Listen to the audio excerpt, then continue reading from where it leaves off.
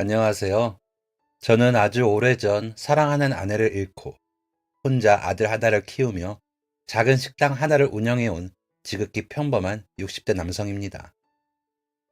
늦둥이로 저를 낳아주신 어머니 아버지께서는 제가 결혼하고 얼마 되지 않아 약속이라도 하신 듯 차례로 세상을 떠나셨고 몇 년 후 아내마저 사고로 세상을 떠나보내고 나니 정말 괴롭고 억울한 날들이었습니다. 그런 고통스러운 시간들 속에서도 제가 버틸 수 있었던 것은 제 아들 덕분이었어요. 날 때부터 제 어릴 적 모습을 쏙 빼닮았던 저희 아들은 동네에 소문난 엄마 껌딱지였답니다. 얼마나 제 엄마의 곁에 달라붙어 있는지 동네 어르신들이 저희 아들을 그리 불렀었어요. 어떤 모습일지 상상이 가시나요? 시장을 보거나 해서 손에 짐을 들어야 하는 날엔 엄마를 잘 걷지도 못하게 허벅지에 팔짱을 끼고 찰싹 달라붙어 떨어지질 않았습니다. 그런 아들 덕에 저는 아내의 손을 잡아보는 것도 쉽지 않았답니다. 늘 엄마의 두 손은 아들의 차지해야 했으니까요. 간혹 서운한 순간들도 있었지만 그래도 저는 그런 아들이 정말 예뻤답니다. 왜 그런 말도 있잖아요. 눈에 넣어도 안 아픈 자식이라고. 어떤 행동을 해도 밉지 않고 그저 예쁘기만 했던 아들이었습니다. 아들이 저보다 아내를 더 좋아하는 것도, 아내가 있으면 아들에게 제 차례라는 것은 허락되지 않는다는 것도 저는 모두 이해할 수 있었어요. 왜냐하면 제가 아들한테 그렇게 좋은 아빠는 아니었거든요.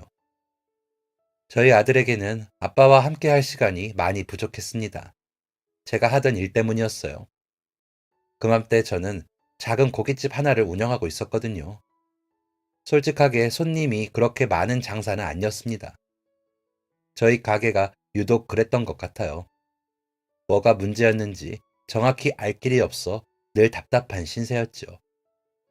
그렇게 손님이 없으니 더욱더 집으로 일찍 들어가기가 쉽지 않았습니다.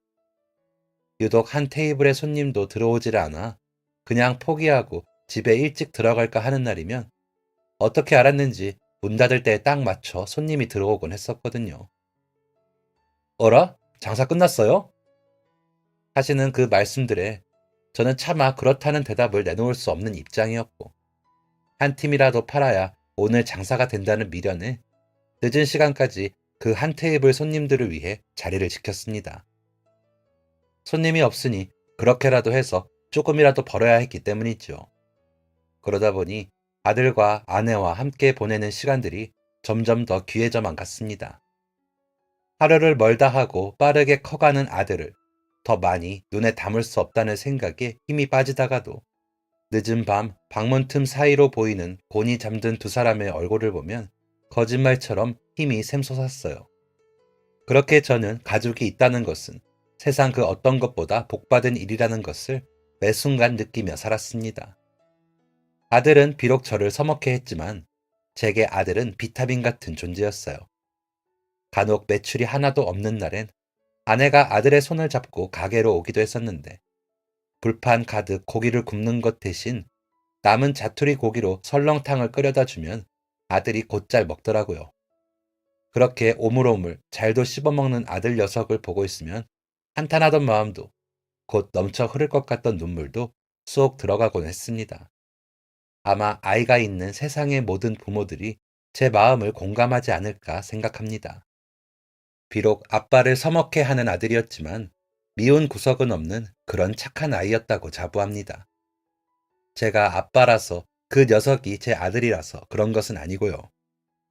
아이가 12살인가 됐을 해에 갑자기 어느 날 모르는 번호로 전화가 와서 받아보니 아들이 생판 알지도 못하는 어떤 할머니 집에 가 있다는 전화였습니다. 댁 아들이 우리 집에 있는데 와서 좀 데려가실라오? 저희 집에서 그리 멀지 않은 동네였지만 그래도 12살 인생을 살면서 한 번도 가본 적이 없을 낯선 동네일 텐데 왜 혼자 그곳까지 가게 되었는지 심장이 철렁하더군요.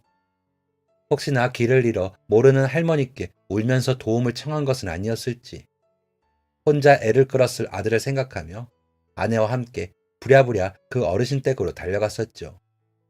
울지는 않았을지 놀란 마음에 잔뜩 기죽어 있진 않을지 전전긍긍하며 대문을 열었을 땐 요구르트 하나를 물고 해맑게 웃으며 멀뚱멀뚱 저희를 바라보는 아들이 있었습니다. 현우야, 여기서 뭐해? 어쩌다 여기에? 아내는 울먹이며 달려가 냅다 아들을 끌어안았고 그 소리를 들은 그댁 할머니께서 작은 미닫이 문을 열고 모습을 드러내셨습니다. 눈에 띄게 굽은 허리와 새하얗게 변한 머리칼이 그 연세를 이루어 짐작할 수 있게 했었죠. 그런데 신세를 많이 졌다고 저희 아들이 이쪽 동네 길을 잘 몰라서 헤매었나 봅니다. 하고 정말 감사드린다며 인사를 드렸더니 그 할머니께서 냅다 큰 소리로 말씀하시더군요. 무슨 소리야? 저 똘똘한 것이 할머니 무겁다고 저 수레를 끌고 우리 집까지 와준 건데 어찌나 영특하고 야무진 녀석인지 칭찬 왕창 해주라고 내 일이 불렀소이다. 내가 직접 가서 말해주마 했는데 요 녀석이 글쎄 할머니는 힘드니까 지가 엄마 아빠한테 전화를 하겠다 그러네. 줄 것도 없고 미안하고 고마워서 혼났어. 아들 참 예쁘고 착하게 잘 키웠수다. 자식 농사를 정말 잘 지었어. 예뻐. 어르신의 말씀을 듣고 보니 그제야 미닫이 문 앞을 가리고 서 있던 낡은 수레 하나가 눈에 들어왔습니다. 군데군데 종이 상자에서 떨어져 나온 종이 조각들이 수레 위에 흩어져 있었고 할머니의 양손엔 아들이 먹고 있는 것과 같은 종류의 요구르트 2개가 들려 있었습니다. 이윽고 할머니께서는 아들 덕분에 편하게 이 길을 올라오셨다며 요구르트를 저희 부부에게 건네시더군요. 정말 눈물이 쏙 나도록 너무 고마운데 줄 게 마땅치 않아. 미안해서 어째. 먹을 것도 없겠지만 천천히 마시고 날 더 어두워지기 전에 집으로 가게나. 아들 참 잘 키웠어. 복 받을 거야 아주. 사양할까 하다가도 아내가 옆구리를 쿡 찌르며 껍질을 까서 준 요구르트를 최대한 천천히 맛보았습니다. 그러면서 자연스레 할머니를 바라보았어요. 아마 대부분의 사람들이 그러하겠지만 연로하신 할머니를 바라보고 있으니 그 생김새와 목소리가 전혀 다름에도 불구하고 이상하게 어머니 생각이 나더군요. 저희 어머니와 제가 나이 차이가 정말 많이 났었거든요. 제가 기억하는 어머니의 얼굴은 늘 주름이 가득한 얼굴이었고 희다못해 회색이 되어버린 머리칼은 늘 질끈 묶여 있었답니다. 그래서 그 할머니를 보며 어머니 생각이 들었던 것 같아요. 살아계셨다면 이런 모습이셨을까? 아니, 어쩌면 이보다 더 늙은 모습을 하고 계셨을까? 하고 말입니다. 그렇게 최대한 천천히 맛보려던 요구르트는 금세 바닥을 보였고 그 낯선 할머니의 배웅을 받으며 저희 가족은 집으로 돌아가게 되었어요. 그리고 집으로 돌아가는 길, 아들의 속마음을 들어볼 수 있게 되었습니다. 어쩌다가 모르는 할머니의 손수레를 끌어들이게 되었느냐고 물었더니 아들의 대답이 참으로 기특했어요. 집에 가려고 친구랑 인사하고 걸어가는데 리어카에 가득 종이들이 쌓여 있었어. 처음엔 그게 움직이는 건지도 모를 정도로 가만히 있었거든. 근데 가까이 가서 보니까 엄청 조금씩 앞으로 가고 있는 거야. 자세히 보니까 저 할머니께서 힘들게 끌고 계셨어. 그래서 나도 모르게 내가 하는 게 나을 것 같다는 생각이 들어서. 할머니는 힘이 없잖아.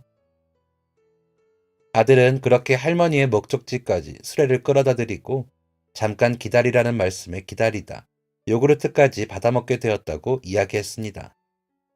아마 그날 벌어 모으신 돈으로 아들에게 요구르트를 사주신 것 같았어요. 도움이 되어드리려다 괜히 패만 끼친 것은 아닌가 하는 생각이 스쳤습니다.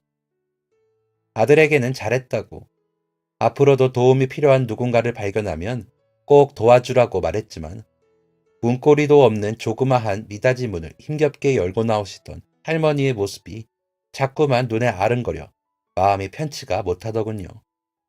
그런데 그때 아들이 예상치 못한 말을 했습니다. 근데 그 할머니 말이야. 엄청 가난한 거야? 아까 그 남산만한 종이 무더기를 가져가서 겨우 1,000원짜리랑 동전 몇 개 받으시는 거 봤어. 할머니가 그 돈으로 나 요구르트 사주신다고. 엄마 아빠, 우리가 그 할머니 맛있는 거 사드리면 안 돼? 아내와 저는 깜짝 놀라 서로를 바라보았습니다. 아들의 입에서 그런 말이 나올 것이라고는 전혀 예상하지 못한 일이라 놀랄 수밖에 없었어요. 초보 엄마 아빠는 그런 아들의 말에 어떻게 반응해야 할지를 몰라 우왕좌왕했습니다. 그런데도 아들은 굴하지 않고 자신의 생각을 계속해서 이야기하더군요. 맛있는 걸 사서 할머니 댁에 찾아가자든지, 할머니 댁에 가서 아빠가 잘하는 국밥을 끓여드리자든지. 그때 문득 그런 생각이 들더라고요. 그냥 아들이 잠시 하는 말 정도로만 치부하지 말고 정말 그 할머니께 맛난 식사를 대접해드리면 어떨까 하는 생각이요. 아들이 말하는 국밥이라는 것은 그때 당시 장사가 잘 되지 않아 남은 고기로 대충 끓이곤 했던 설렁탕이었습니다. 정석대로 배운 적이 없는 메뉴라 어딘가 어설프고 맛도 부족했지만 아들이 의외로 좋아해주던 음식이었어요. 할머니께서 드시기 좋게 고기를 잘게 썰고 다져 간도 심심하게 맞추면 얼추 괜찮을 것 같다는 생각이 들더군요. 그래서 그 자리에서 아들에게 약속을 해버렸답니다. 그래, 현우야. 아빠가 그 할머니께 꼭 설렁탕 끓여드릴게. 아내는 옆에서 놀란 눈을 했지만 아들의 입은 귀에 걸렸습니다. 제 대답이 꽤나 만족스러웠는지 난생 처음 현우의 입에서 우리 아빠 최고다 하는 소리가 나온 날이었어요. 그 말을 듣는 저는 더 망설일 필요도 없이 세상에서 가장 맛있었으면 하는 설렁탕을 정성껏 끓였습니다. 그리고는 그 설렁탕을 냄비째로 들고 그때 그 할머니 댁으로 향했어요. 와서 아들 데려가라 하시며 전화로 불러주셨던 그때 그 주소를 더듬어가며 올라간 할머니의 보금자리는 다시 보아도 아찔했습니다. 설렁탕을 했는데 생각보다 너무 많이 해서 나눠 먹으려고 가지고 왔다는 제 말을 믿지 않으시던 할머니의 얼굴엔 미안함과 기쁜 감정이 섞여 있었어요. 그냥 그대로 두고 드셔도 된다고 했는데도 냄비 가져가라며 서둘러 나오시던 할머니께서 제게 그렇게 말씀하시더군요. 나 혼자 산 지는 꽤 됐어. 이 동네에 다 나 같은 사람들 모여 살아. 그래도 너무 안쓰러 안 해도 괜찮아. 혼자 있는 늙은이 걱정돼서 다시 걸음해 본 거지. 아들이나 아빠나 마음이 영 착하네. 주말마다 나 살았나 죽었나 들여다보고 먹을 거 나눠주는 젊은이들이 있어. 부지런하고 고마운 사람들이지. 그러니 자네 너무 걱정 말게. 오늘 나눠준 설렁탕이랑 그 마음은 내 눈 감을 때까지 잊지 않을게. 고마워. 다행이다 하고 생각했습니다. 집까지 가는 길도 높고 험한 그 동네에서 할머니 혼자 그 누구의 손길도 없이 하루하루를 살아가신다 생각하니 마음이 불편했었는데 그나마 다행이라는 생각이 들더라고요. 그리고는 생각했습니다. 아들의 말을 그냥 넘기지 않고 그 마음을 고이 담아 설렁탕을 끓이기를 참 잘했다고 말입니다. 학교에 다녀온 아들은 자기가 공부를 하는 동안 아빠가 그 할머니께 정말로 설렁탕을 끓여다 드린 이야기를 듣고 아주 기뻐했습니다. 그리고 마음 가득 모르는 할머니의 걱정에 슬퍼하던 아들에게 할머니께서 하신 말씀을 전했어요. 그럼 나도 그런 사람 할래. 도와주는 사람. 어쩌다 길에서 마주치면 도와주는 사람 말고 맨날 맨날 도와주는 사람. 그 말을 하는 아들의 말투와 눈빛에서 진심이 느껴졌습니다. 그 순간의 감동을 어떻게 표현해야 할지 모르겠어요. 부모들은 하지 못하는 생각을 정말 아이들은 해내는 것 같더군요. 결국 저는 아내와 이것저것 알아본 후에 그달의 마지막 주 일요일부터 아들과 함께 봉사활동을 시작하게 되었습니다. 봉사단체에서는 저희 아들을 반갑게 맞이해 주었어요. 저는 주로 무거운 것을 들거나 힘을 쓰는 위주로 했고, 아들은 주로 어르신들과 대화를 나누고 말동무가 되어드리는 역할을 해주었습니다. 그 시기부터 아들과 점차 친해지게 되었던 것 같아요. 엄마 없이 오로지 아빠와 단 둘만 있을 수 있는 시간.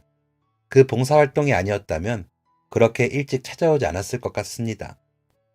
그리고 저희 아내는 아들과 제가 함께 봉사활동을 시작한 지 석 달 만에 세상을 떠났습니다. 타지에서 살던 처제와 아이들이 놀러 온다는 말에 마중을 나갔다가 생긴 사고였어요. 그때의 충격은 솔직히 어떤 말로도 표현을 할 수가 없었습니다. 부모님 두 분을 떠나보내도 봤던 저였지만 표현할 수 없는 다른 무언가가 있었어요. 부모님께서 돌아가셨을 때에는 실감이 나지 않았고 아내가 그렇게 됐을 때에는 허전함에 미쳐버릴 것 같았습니다.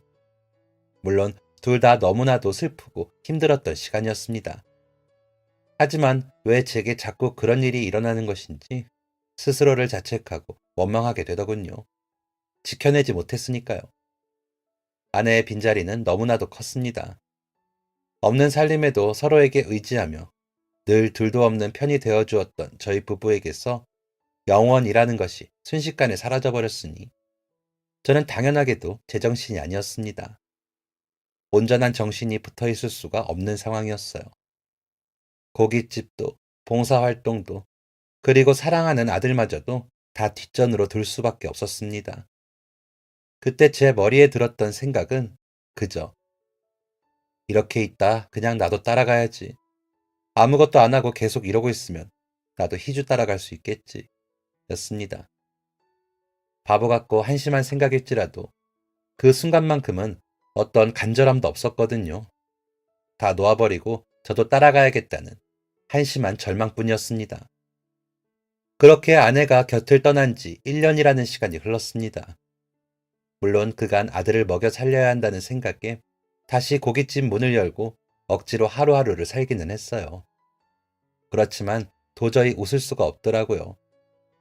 웃지 않는 주인이 있는 식당엔 더욱이 더 손님들이 발길을 끊었고 저는 점점 더 어두워져만 가고 있었습니다. 그 사이 아들은 초등학교를 졸업하고 저희는 마치 꼭 평범한 집의 가족들처럼 학교 앞에서 사진도 찍고 동네 중국집에서 짜장면도 함께 먹었답니다. 제가 웃고 있었는지 어떤 얼굴이었는지 기억은 나지 않지만 마주 앉은 아들의 얼굴은 제법 씩씩하고 웃음기가 있었던 것 같아요. 그로부터 며칠 뒤 저는 아들이 흔들어대는 손길에 못 이겨 어렵사리 눈을 떴습니다. 귓가에 새소리가 들려오는 일요일 아침이었어요. 저는 다 뜨지도 못한 눈으로 시계를 바라보았습니다. 그러나 평소보다 한참 이른 시간이었고 아들의 행동이 이해가 가질 않았죠. 그런데 그때 아들이 하는 말에 미간의 주름이 스르르 눈 녹듯 사라지고 정신이 들었습니다. 아빠 일어나. 오늘 일요일이잖아. 봉사활동 가야지. 1년 만에 듣는 소리였어요. 피곤함에 절어 눈을 뜨지 못하고 있는 저를 흔들어 깨우던 아내의 말이었죠. 그 소리를 기억하고 있던 아들이 그와 비슷하게 저를 깨운 것이었습니다. 놀라서 뻘떡 일어난 저를 보고도 아들은 아무렇지 않은 척 나갈 준비를 하기 시작했어요. 꼭 1년 전으로 돌아간 것 같은 기분이 들었습니다. 그래서 혹시나 했지만 아내의 흔적은 역시나 없더군요. 얼떨결에 나갈 준비를 하고 아들의 손을 잡고 문 밖을 나서며 녀석에게 물었습니다. 우리 이제 봉사활동 안 가잖아. 갑자기 왜? 다시 가고 싶어졌어? 제 물음에 아들은 별다른 부연 설명 없이 고개를 힘차게 끄덕이기만 할 뿐이었어요.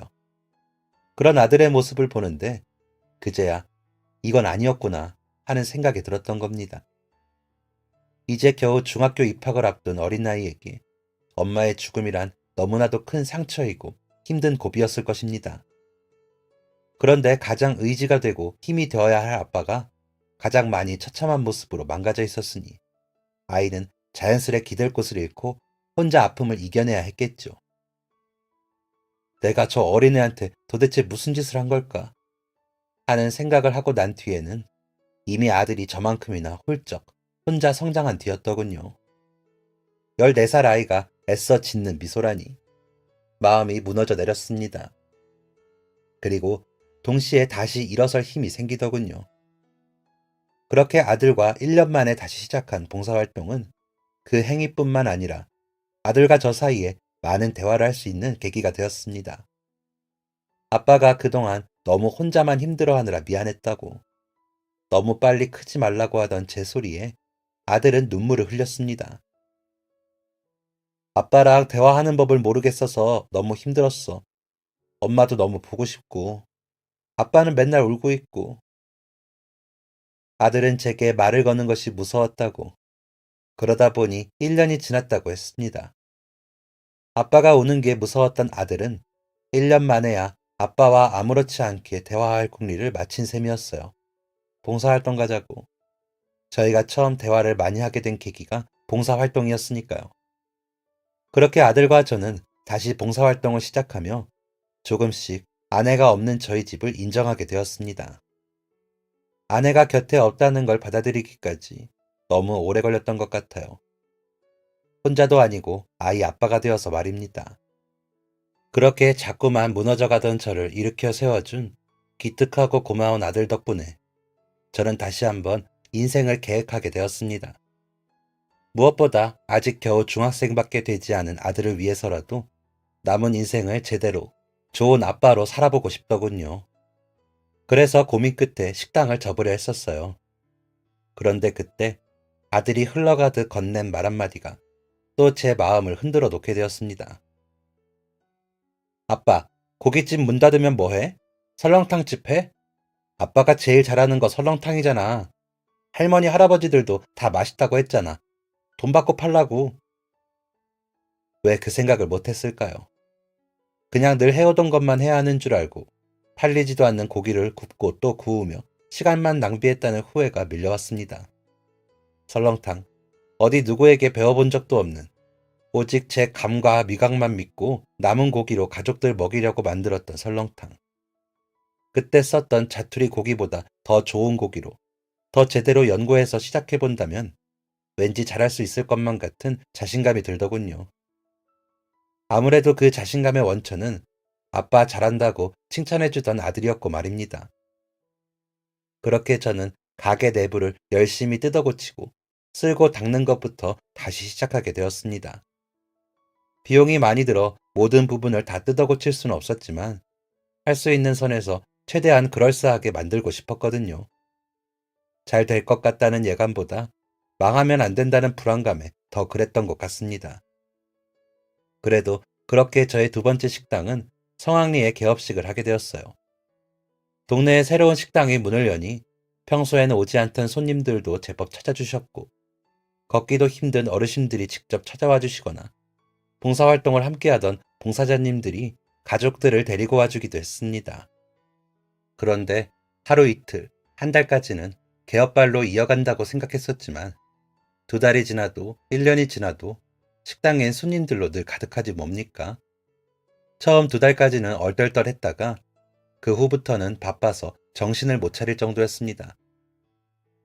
생각보다 개업발이 꽤 오래가네 했던 생각은 1년이 되어 가도록 변함이 없었고 가면 갈수록 설렁탕을 만드는 일이 즐거워졌죠. 아내의 기일엔 직접 만든 설렁탕을 자랑스레 한 그릇 올리기도 했답니다. 고깃집을 하면서 워낙 바닥을 봐서 그런지 설렁탕집을 할 때는 더 맛있게 그리고 더 저렴하게 해야겠다는 생각이 있었는데 그 생각이 먹혔던 것 같아요.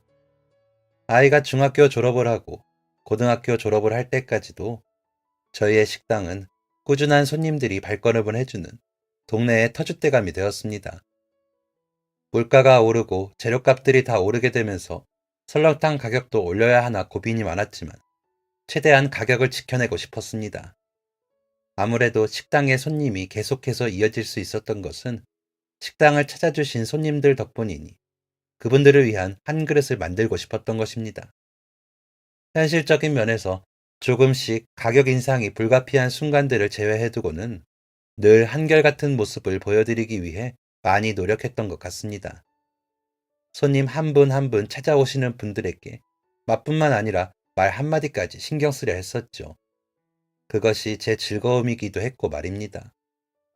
윗동네에 사시는 어르신들께서 제 만류에도 불구하고 힘든 몸을 이끌고 가게로 내려오시는 날이면 계산대 앞에서 돈을 주겠다, 안 받겠다 하며 실랑이를 벌이기도 했습니다. 그 외에도 식당에는 어르신들뿐만 아니라 다양한 연령대의 손님들이 오셨어요. 연인들이 오기도 하고 가족 단위로 오기도 하고 각자의 특징에 따라 제 기억에 남는 분들이 참 많이 계십니다. 교복을 입고 딱 보기에도 무거워 보이는 가방을 맨 채 혼자 밥을 먹는 학생들한테는 돈을 받지 않기도 했었어요. 아들 생각에 그랬지요. 저희 아들은 군대에 가기 전까지도 저와 함께 꾸준히 봉사활동을 다니며 본인이 살고 싶은 인생에 한 발자국씩 가까워지고 있었습니다. 그렇게 여리고 착한 아들이 입대하던 날 씩씩하게 인사하고 돌아서는데 어찌나 눈물이 나던지요. 힘든 군대에 간 아들을 생각하면 밤에 잠이 오지 않다가도 식당 일을 하다 보면 하루 가는 줄을 몰랐습니다. 그저 하루하루가 빨리 흘러 아들의 군 생활이 얼른 끝나기만을 바랐답니다. 아들이 군대에 가고 나서도 저는 봉사활동을 계속 이어나갔어요. 사회복지사가 꿈이었던 아들의 아버지 혼자라도 꼭 가시라는 당부가 있기도 했고, 저도 그 활동 자체에서 느끼는 감정들을 외면하기 힘들었기 때문이었습니다. 그렇게 소소한 순간들에서 여러 감정들을 느끼며 하루하루를 보내던 어느 날의 일입니다. 식당에 웬 중학생쯤 되어 보이는 아이 하나가 혼자 조심스레 들어오더군요. 아침 장사를 시작하기도 전이라 좀 기다려달라는 말을 하려고 했었어요. 그런데 가까이 다가가서 보니 아이의 꼴이 말이 아니었습니다. 얼굴은 퉁퉁 부어 있었고 며칠 씻지도 못한 것처럼 꼬질꼬질했어요. 입고 있던 체육복에는 인근 중학교의 마크가 그려져 있었습니다. 그마저도 남이 입던 옷을 입은 듯 소매가 크고 지저분했어요. 본능적으로 힘든 아이라는 생각이 들었습니다. 하지만 먼저 내색하진 않았어요. 제 편견이라면 그건 아이에게 실수를 하는 일이 되니까요. 아직 재료 손질이 다 되질 않아서 장사 시작하려면 30분 정도 남았는데 앉아서 기다려줄 수 있겠니? 그래서 되도록 다정하게 아이의 눈을 바라보며 말했습니다. 시커먼 두 눈동자가 초롱초롱하게 빛나는 것을 보니 마음이 더 쓰였습니다. 불쌍한 아이구나. 어떤 사정이 있는 걸까? 배가 많이 고파 아침부터 식당을 찾은 거겠지. 그렇게 불쌍하다는 생각, 빨리 한 그릇 끓여 먹여야겠다는 생각에 서둘러 주방으로 들어가려던 그때였습니다. 다급히 돌아서는 저를 아이의 힘찬 인사가 붙잡아 세웠습니다. 안녕하세요, 사장님. 저는 소원중학교 1학년 김주호입니다. 쩌렁쩌렁한 그 목소리에 얼마나 놀랐는지 모릅니다. 저는 또 급하게 뒤를 돌아 그 학생을 바라보았어요. 좀 전과는 다르게 잔뜩 긴장을 한 것 같은 자세로 서 있는 학생의 모습에 어쩐지 더 마음이 쓰였습니다. 대체 뭘까 하는 궁금증이 채 가시기도 전에 아이가 말을 이어갔어요. 천천히 자기 상황부터 설명을 하는 모습이 참 똑부러지더군요. 아이가 한 말의 주된 내용은 돈을 빌려달라는 말이었습니다. 중학생 1학년에 겨우 입학한 아이가 낯선 식당에 들어와 돈을 빌려달라고 하는 일이 세상에 얼마나 더 있을까요? 당황스럽기는 했지만 아이의 말을 끝까지 들어주고 싶어 귀를 기울였습니다. 엄마가 급하게 수술을 하셔야 하는데 수술비가 없다고. 그래서 돈을 빌려주셨으면 한다는 말이었어요. 그러고는 끝으로 매일 5,000원씩 갚겠다는 아주 꼼꼼한 계획까지 이야기하더군요. 아저씨, 죄송합니다. 엄마 수술비가 300만 원이 부족해요. 제가 1년 동안 5,000원씩 매일 갚으면 182만 5천 원이거든요. 2년을 갚으면 365만 원이고요. 제가 2년 동안 매일 와서 갚겠습니다. 65만 원은 이자로 내겠습니다. 그 모습이 어찌나 당당하고 야무지던지 상황이 당황스러운 것보다 그 아이의 당찬 모습에서 오는 당황스러움이 더 컸답니다. 저는 계속해서 서서 이야기하고 있는 그 아이를 의자에 앉히고 그 앞에 마주 앉았습니다. 곧 식당 영업을 시작해야 할 시간이 다가오고 있었지만 그보다 어쩐지 그 아이의 이야기를 좀 더 들어주고 싶었어요. 엄마의 수술비를 직접 구하기 위해 부끄러움과 눈물을 꼭 참아가며 모르는 사람에게 돈을 빌려달라 말하는 아이의 사정을 말입니다. 나는 네가 어디 사는 누구인지도 모르고 우리는 오늘 처음 만난 사이인데 내가 어떻게 너를 믿고 돈을 빌려주랴? 오늘 몇 시부터 누구한테 돈을 구하며 다녔는지 말해보렴. 아이는 제 말에 잠깐 놀란 표정을 지었습니다. 당당하던 얼굴이 조금 흔들리는 듯 보였어요. 그 모습에 저도 속으로 흠칫했지요. 혹시나 상처를 받았을까 싶어서 말입니다. 그런데 그 아이가 생각보다 더 당당하더라고요. 흔들린 것은 아주 잠깐이었나 봅니다. 또다시 당찬 목소리로 다부진 대답을 꺼내놓았습니다. 저는 여기서 1시간 조금 넘게 걸으면 있는 동네에 살고 있어요. 그리고 예전에 엄마랑 같이 이 식당에 온 적이 있습니다. 그때 제가 엄청 배가 고파서 허겁지겁 밥을 먹었었는데 정말 맛있었어요. 너무 맛있어서 한 그릇을 저 혼자 다 먹어버렸는데 그때 사장님이 돈을 안 받겠다고 하셨어요. 저희 엄마가 왜 돈을 안 받으시냐고 사장님한테 여쭸더니 제가 잘 먹어서, 애가 밥을 맛있게 잘 먹어서 돈을 안 받아도 되겠다고 웃으셨습니다. 그래서 오늘 집에서 나오자마자 곧장 여기로 걸어왔어요. 걸어서 1시간 조금 넘는 거리. 아이가 말한 동네는 식당으로부터 5km가량 떨어진 곳에 위치한 동네였습니다. 어머니가 지금처럼 아프기 전 함께 저희 식당에 와서 설렁탕을 먹었었다는 아이는 씩씩하게 말했어요. 말하는 중간중간 멈칫하는 모습들에서 아이가 눈물이 터질까 조마조마했습니다. 그렇게 간신히 울음을 참고 있는 모습, 어디선가 본 적이 있는 표정이었거든요. 아이가 말하니 저도 어렴풋이 언젠가 사이좋은 엄마와 아들에게 음식값을 받지 않았던 기억이 떠올랐습니다. 워낙 별의별 이유로 밥값을 받지 않기를 일삼았던 터라 정확히 기억나진 않았지만 말입니다. 분명 그때도 잘 먹는 그 아이가 제 마음에 쏙 들었었던 것이겠죠. 아이는 그때 제가 돈을 받지 않고 공짜로 설렁탕을 주던 모습을 잊지 못하고 마음속에 품고 있었나 봅니다. 어쩌면 다시 만날 일이 없었을지도 모르는 저를 찾아오게 된 것은 갑자기 어머니가 수술이 필요한 상황이 되었으니 그랬고요. 도움을 받을 곳이 영 없었나 봐요. 무슨 병이라도 앓고 계신 거냐고, 어떤 수술을 받기에 그러느냐고 물을까 잠시 고민도 했지만 더 묻지 않기로 했습니다. 아이의 상황이 생각보다 더 딱하다는 것을 알게 되었거든요. 갑자기 정말 죄송해요. 사장님은 저 기억 못 하실 수도 있는 건데. 아빠가 갑자기 사라지고 엄마가 많이 힘드셨어요. 근데 이제 수술을 못하면 엄마까지 제 곁에서 사라질까 무서워요. 도와주세요. 빌려주시면 꼭 갚겠습니다. 아버지도 계시지 않는 모양인지 아이는 어머니마저 잃게 될까 두려워하고 있었습니다.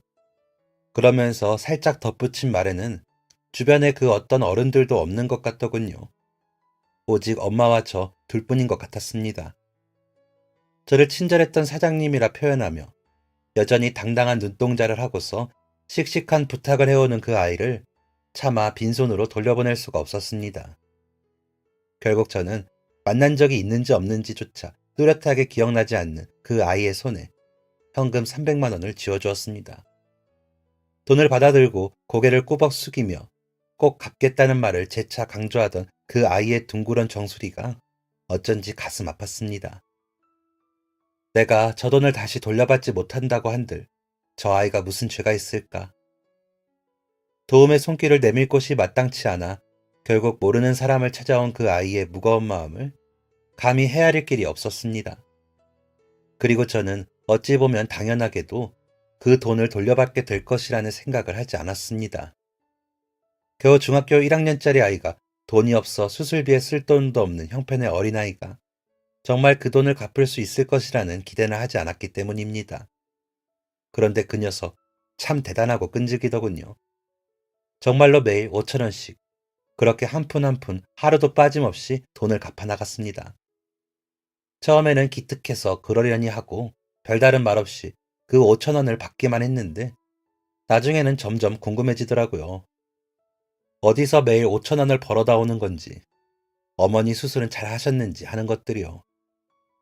저도 짧게 남아였지만 매일같이 그 아이를 만나게 되다 보니 그전보다 마음이 더 갈 수밖에 없는 상황이었죠.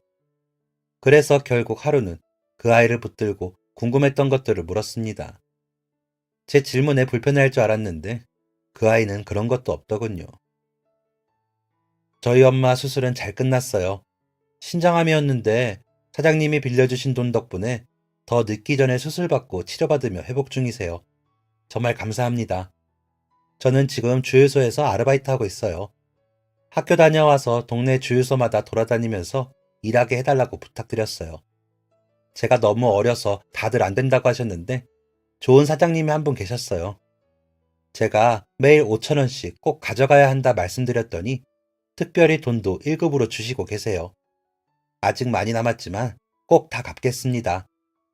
물어보길 참 잘했다는 생각이 들 정도로 아이는 막힘없이 술술 이야기를 들려주었습니다. 무엇보다 어머니의 수술이 잘 되었고 남은 치료만 잘 받고 회복하면 된다는 말에 마음이 놓이더군요. 게다가 아이가 어디 가서 또 좋은 사람을 만나 도움을 받고 있다는 말에 다른 사람 눈에도 아이의 착한 심성이 보이는 것 같아 다행이라는 생각이 들었습니다. 그리고 놀랍게도 그 아이는 2년이라는 시간 동안 빠짐없이 매일 5,000원씩을 꼬박꼬박 갚아나갔습니다. 비가 오는 날에도 눈이 오는 날에도 그 아이는 아침마다 식당에 들러 돈을 건네고 학교를 향했어요.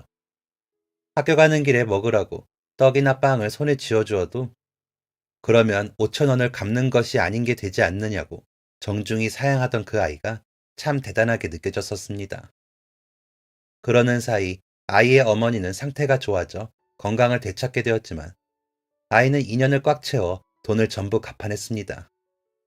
이자로 갚겠다던 65만 원까지 합쳐 총 365만 원이었어요. 매일매일을 단 하루도 빼먹지 않고 착실하게도 약속을 지켜나가던 그 아이를 보며 저는 그 아이가 보통이 아님을 감지했습니다. 그러는 사이 저희 아들도 전역을 하고 집으로 돌아왔었는데 제 이야기를 들은 아들 역시도 그리 말하더라고요.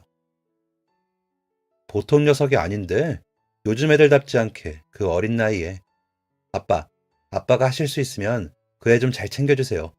나도 한번 보고 싶은데 좋은 애일 것 같아. 아들 현우가 듣기에도 그 아이와의 일화가 좋게 느껴졌는지 제게 신신당부를 했습니다. 꼭 잘 챙겨주라고, 말 한마디라도 더 따뜻하게 해주라고 말이에요. 아들이 저와 같은 마음인 것이 반가우면서도 행여 지난날 자기의 모습에 대입이라도 하는 걸까 싶어 속상하기도 했습니다. 그리고 그런 여러 가지 이유들로 결국 저는 그 아이에게 더욱더 잘해주고 싶은 마음이 굴뚝 같았지요. 마침내 빌렸던 돈 전액을 다 갚게 된 그 아이의 얼굴은 중학생 3학년이라고는 보기 어려웠습니다. 제법 어른스러워 보였다고 한다면 그건 저만의 착각이었을까요? 마지막 날 설렁탕을 한 그릇 끓여 그 자리에 앉히니 아이는 역시나 극구 사양을 하더군요. 하지만 이제 갚을 돈을 다 갚았으니 제가 베푸는 호의를 더 사양해야 할 이유가 없었습니다. 이제 돈 다 갚았으니 남기지 말고 싹싹 먹으렴. 아이와 쭉 좋은 관계를 이어가고 싶었던 저의 작은 뇌물이었습니다. 그렇게 아이를 간간히 식당에 불러 밥을 먹이고 그로부터 8년이라는 세월이 흘렀습니다. 그 아이를 처음 만난 날로부터는 10년이 흘렀을 때네요. 제 아들 현우가 그때 나이 32, 막 장가에 들었던 해였으니까요. 그 해는 저희 아들이 장가에 들었던 해이기도 하고 대학을 포기했던 그 아이 주호가 군대를 전역하던 해였기도 했습니다. 군대를 전역한 주호는 어느새 어엿한 남자, 어른이 되어 있었죠. 막 전역한 주호의 얼굴을 보고 있자니 아들의 입대 당시 생각도 나고 감회가 새로웠습니다. 저는 물었죠. 이제라도 다시 대학에 가볼 생각이 없느냐고요. 행여 생각이 있다고 하면 조금이라도 보태어 볼 생각이었습니다. 하지만 주호의 대답은 한결같더군요. 바로 돈 벌어야죠. 군대 다녀오니 더 생각이 확고해졌어요. 엄마 한번 편찮으신 걸 보고 나서 그런가? 살면서 언제 또 그런 순간이 찾아올지 모른다고 생각하면 하루라도 빨리 효도하고 싶어요. 그 대답을 듣는데 참 기분이 이상했습니다. 어떻게 사람이 이렇게 올고들 수가 있나 해서요. 그런데 주호가 대학을 포기한다는 것은 진심으로 안타까웠지만 한 가지 제안을 하고 싶어지더군요. 저는 더 고민하지 않고 물었습니다. 그럼 주호 너 혹시 식당을 해보는 건 어떻겠냐? 이제 막 사회로 첫걸음을 내디는 아이에게 불쑥 식당을 차려보라니 저라서 할 수 있는 말이었고 주호라서 들을만 했던 말이었습니다. 하지만 역시나 주호는 그럴 돈이 없다며 미소 짓기만 하더군요. 그 말을 그 순간을 기다렸다는 듯이 저는 그 멋쩍은 얼굴 앞으로 손가락을 튕겼습니다. 내가 돈 빌려줄게. 그랬더니 주호의 눈이 휘둥그레졌습니다. 뜬금없이 돈을 빌려주겠다니 놀랄만 하겠죠. 심지어는 이번은 자기가 먼저 빌려달라고도 한 적이 없으니 더 놀라웠을 것입니다. 저는 주호에게 말했습니다. 네 신용은 네가 중학생 때 돈을 끝까지 다 갚아낸 것으로 이미 다 보여줬고 이번에 돈 빌려주면 그때 했던 것처럼 이제는 주유소 대신 네 가게에서 번 돈으로 그렇게 갚아보는 거야. 왜 사회로 첫걸음을 내디는 아이에게 그렇게나 덥석 큰 돈을 빌려주며 식당까지 차려주었느냐고 묻는다면 글쎄요. 아무래도 주호 그 아이에게서 느꼈던 그 기분 좋은 예감, 보통이 아닌 것 같다는 직감 때문이 아니었을까요?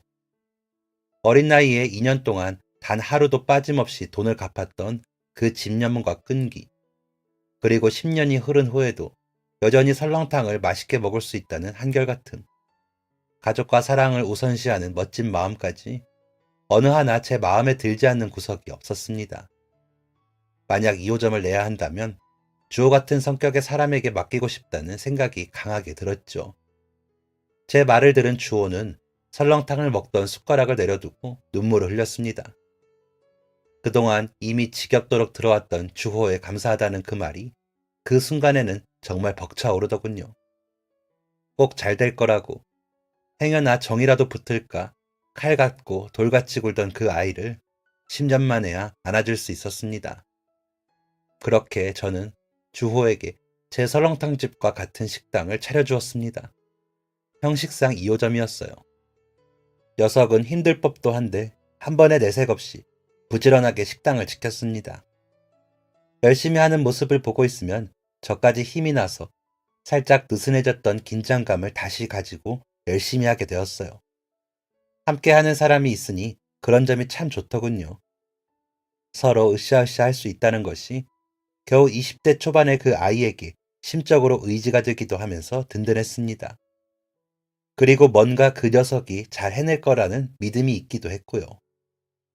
저희 식당의 가장 기본 메뉴였던 설렁탕부터 한 상에 같이 나가던 김치, 깍두기, 물 한 잔까지도 우리는 함께 의논하고 생각을 펼치며 한 단계 한 단계 나아갔습니다. 사실 대부분의 아이디어들은 제 머리가 아니라 주호의 머리에서 나온 것들이었어요.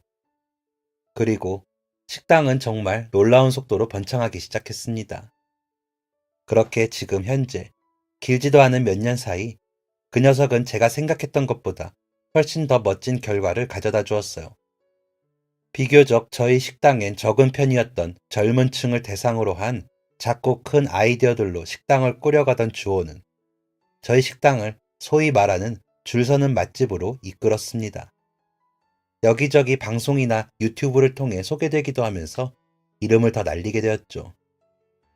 그 덕에 지금 저는 여기저기 여러 지점을 가진 대박 식당의 주인공이 되어 회장님 소리를 들으며 지내고 있답니다. 아들에게 늦게나마 아빠 노릇, 손주에게 할아버지 노릇을 해주는 것 같아 요즘 마음이 좀 든든합니다. 식당을 대박으로 이끈 장본인인 주호 역시 어머니와 함께 행복하게 살아가고 있습니다. 주호는 여전히 어머니의 건강이 최우선이라고 하는 착한 아이랍니다. 가족의 건강, 가족의 행복을 최우선으로 생각하는 녀석의 마음씨가 오늘도 참 예쁩니다. 두고두고 오래도록 예쁠 마음입니다. 그리고 저는 이제는 한 아이의 아빠가 된 저희 아들 현우와 함께 여전히 봉사활동이나 기부를 통해 사람들을 돕고 있습니다. 베풀고 나누는 이 즐거움이 참 사람의 정신을 건강하게 만들어주는 것 같아요. 앞으로도 더 많이 나누고 더 많이 베풀며 살 수 있도록 더 멋진 사람이 되어야죠. 그래야 하늘에 있는 저희 아내가 저를 보며 손가락 따봉을 날리고 웃어줄 것 같네요. 여러분도 건강하세요. 건강검진 꼭 하시고요. 아픈 곳 없이 따뜻한 밥 실컷 먹으며 건강하게 우리 그렇게 살아요. 감사합니다. 지금까지 사연 들어주셔서 감사합니다. 사연이 재밌으셨다면 구독과 좋아요를 눌러주세요. 감사합니다. 안녕히 계세요.